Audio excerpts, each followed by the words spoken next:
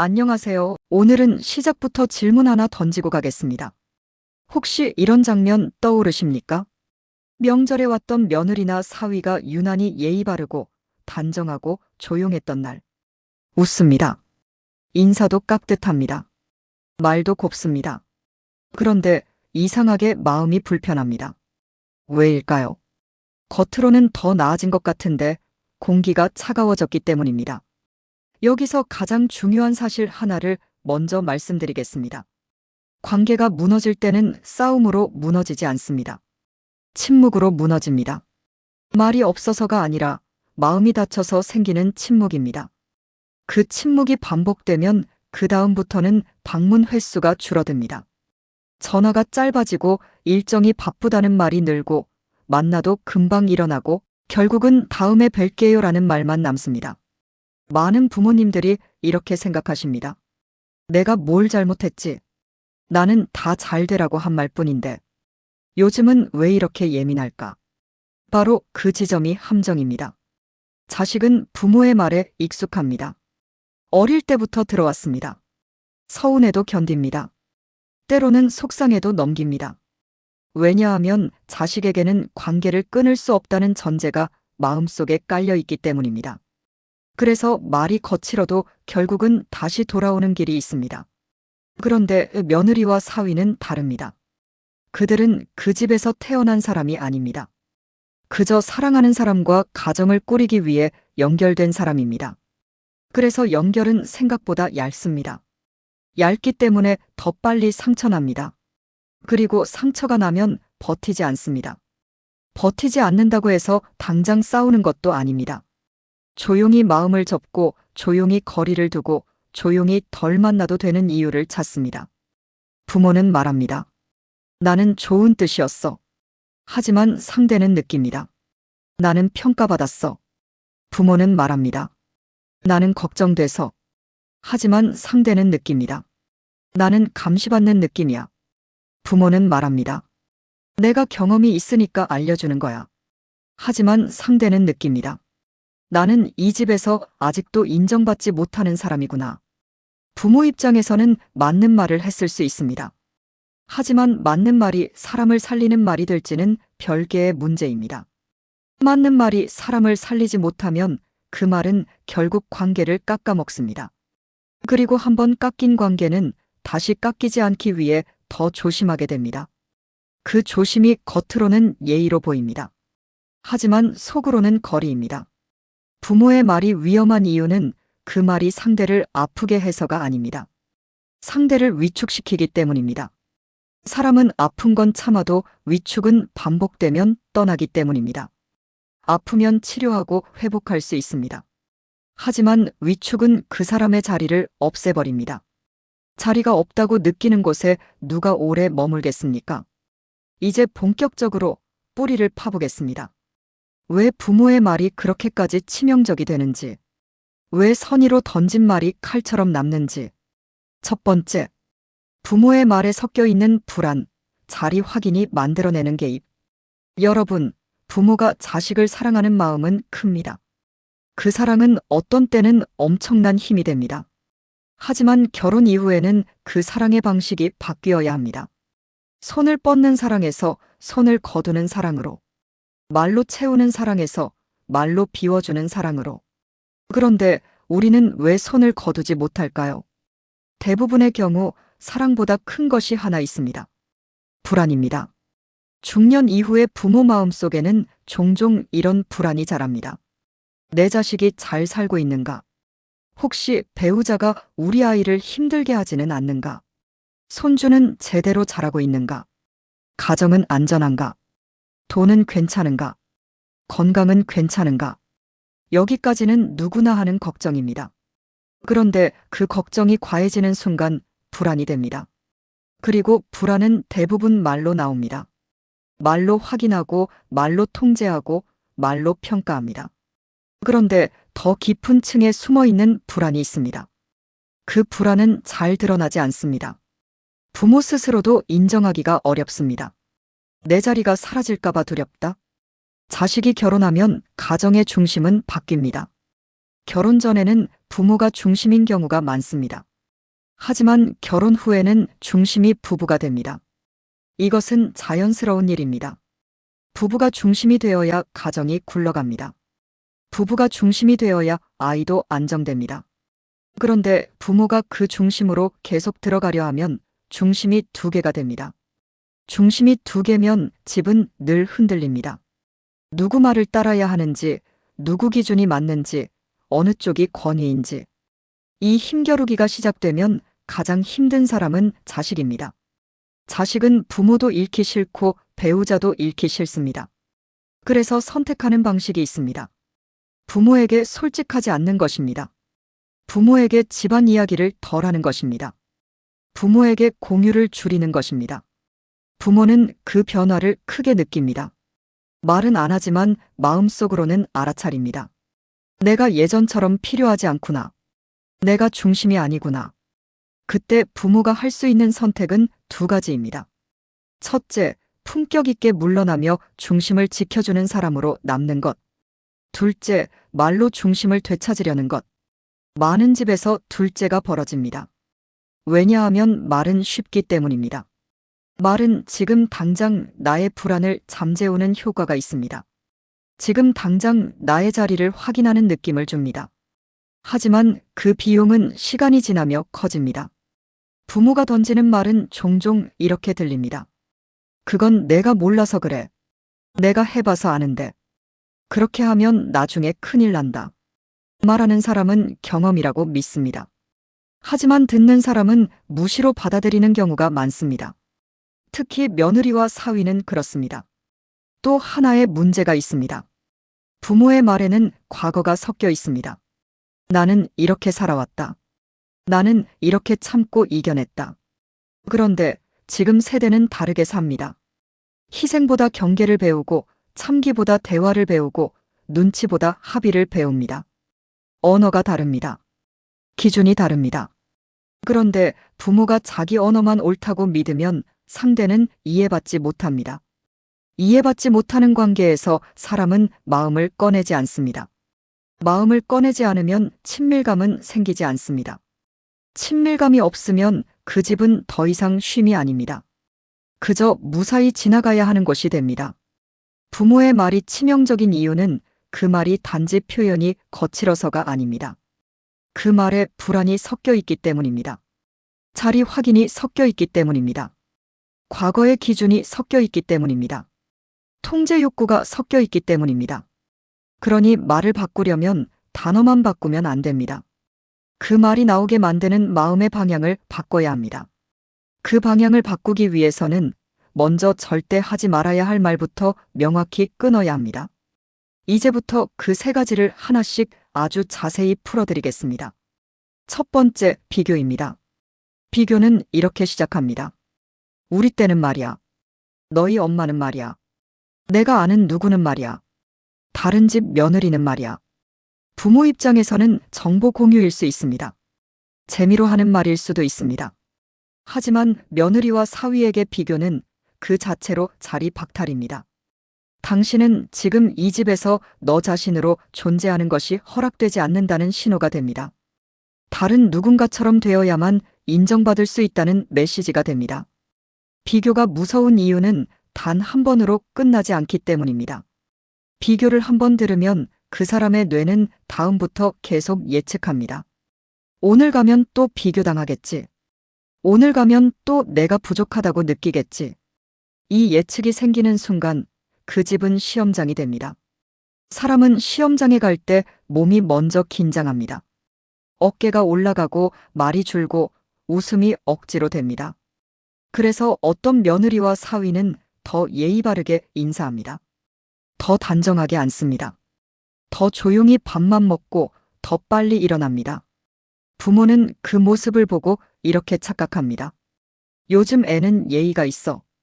요즘 애는 말이 없어도 깔끔해. 하지만 그건 예의가 아니라 방어일 수 있습니다. 관계 속에서 안전하지 않다고 느끼는 사람은 불필요한 흔적을 남기지 않으려 하기 때문입니다.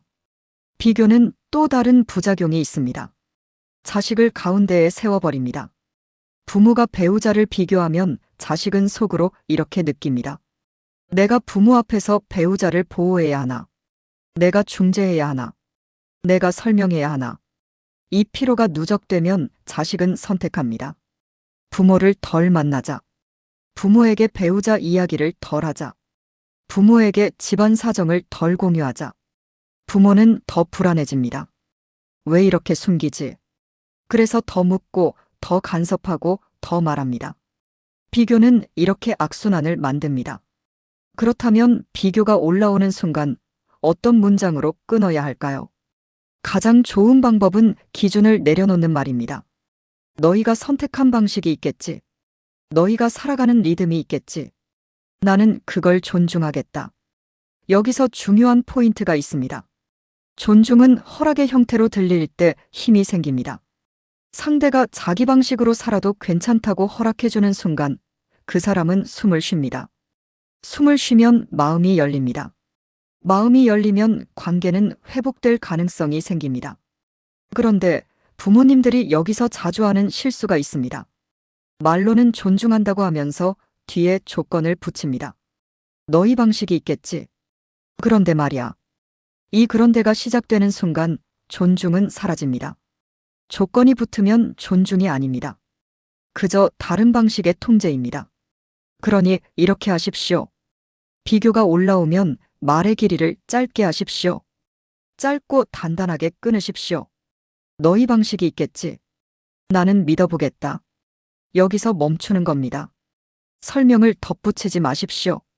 충고를 이어붙이지 마십시오. 부모의 품격은 말솜씨가 아니라 멈추는 힘입니다. 비교는 특히 명절이나 식사 자리에서 더 쉽게 튀어나옵니다. 사람이 모이면 이야기거리가 필요합니다. 그때 가장 쉬운 이야기거리가 남 이야기입니다. 남 이야기의 형태로 비교가 새어나옵니다.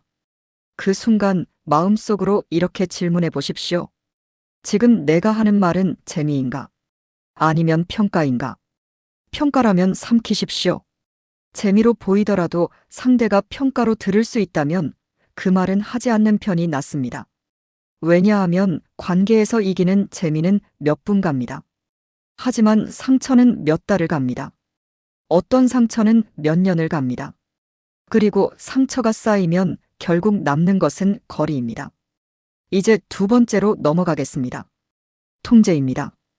통제는 형태가 다양합니다. 명령처럼 나올 수도 있고, 충고처럼 나올 수도 있고, 걱정처럼 포장될 수도 있습니다. 그건 그렇게 하면 안 된다. 그렇게 하지 마라. 내 말 들어라. 그렇게 하면 나중에 후회한다. 도대체 이해가 안 된다. 부모 입장에서는 가르침일 수 있습니다. 특히 아이 양육과 돈 문제에서 통제가 자주 튀어나옵니다. 아이를 어떻게 먹이는지, 어떻게 재우는지, 어떤 교육을 하는지, 저축은 하는지, 집은 어떻게 할 건지. 하지만 결혼한 자식의 가정에서 결정권은 부부에게 있습니다.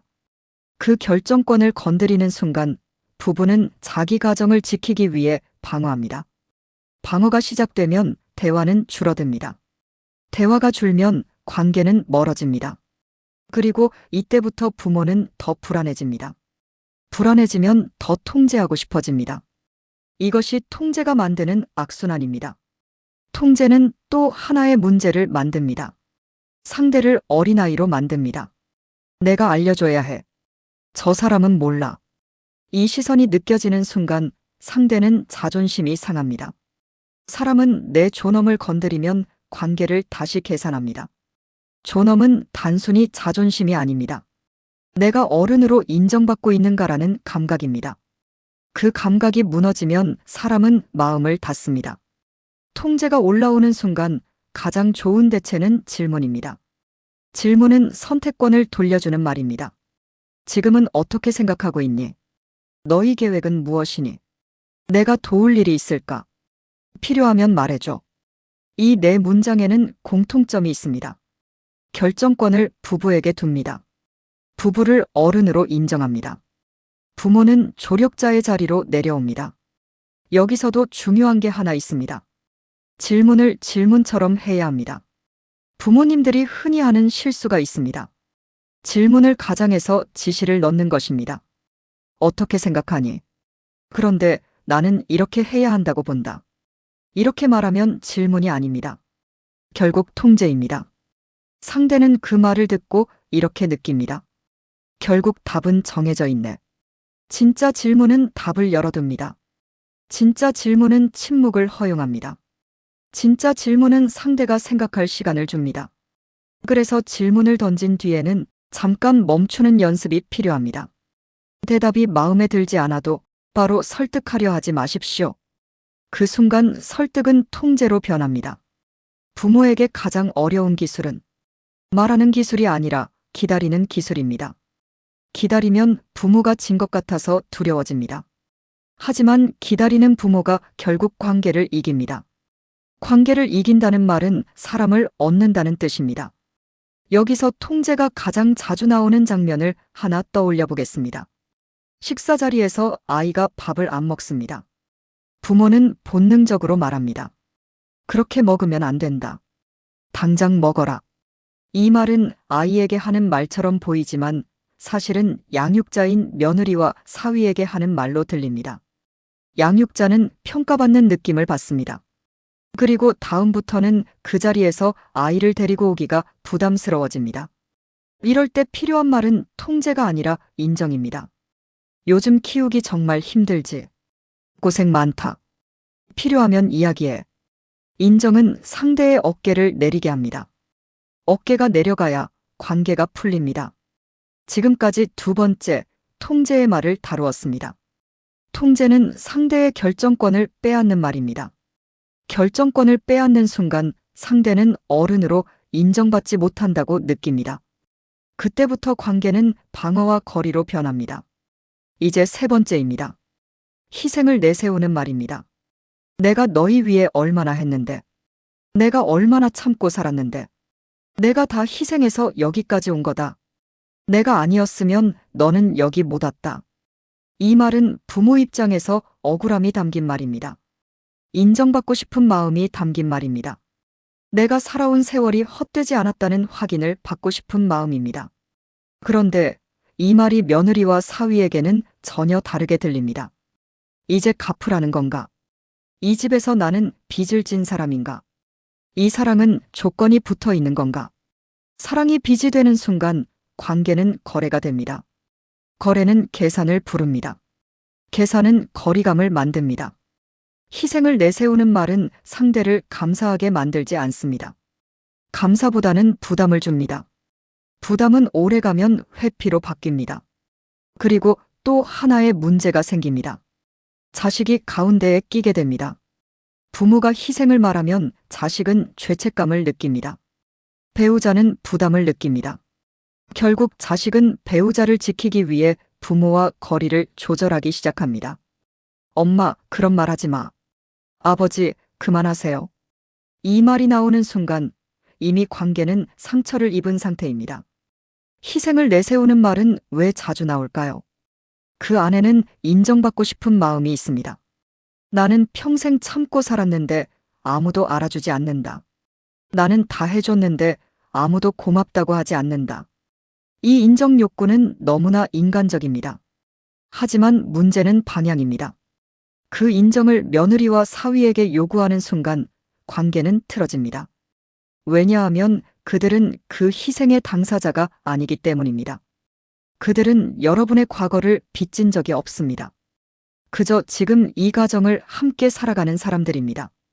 그렇다면 희생이 올라올 때 어떻게 해야 할까요?